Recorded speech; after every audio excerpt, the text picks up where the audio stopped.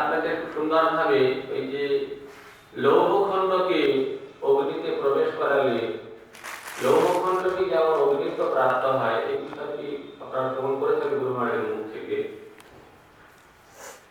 সেই বিষয়ে আজকে আলোচনা হচ্ছিল যে লৌহখণ্ড অগ্নিতে প্রবেশ করানোর মধ্যে একটি বিশেষত্ব আছে।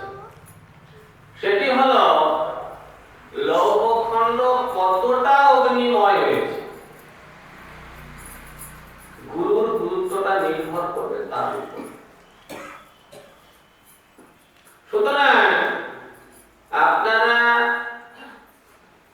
গুরুদেবের যে লেভেল, গুরুদেবের যে মাপকাঠি, সেই মাপকাঠিতে যদি জাগতিক বিচার করেন তাহলে গুরুর মহিমা জানতে পারবেন না।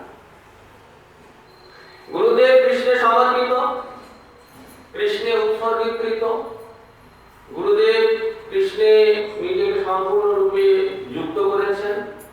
যস্যাস্তি ভক্তির ভগবত্ত কিঞ্চনা সর্বৈ গুণস্তত্র সমাসদৃষ্টঃ হরাব ভক্ত সুকৃত মহৎগুণা মনদতেন সতি ধাবত রহিহি। যস্যাস্তি ভক্তির ভগবত্ত কিঞ্চনা, অকিঞ্চনা ভক্তি কথা বলেছেন ওখানে। অর্থাৎ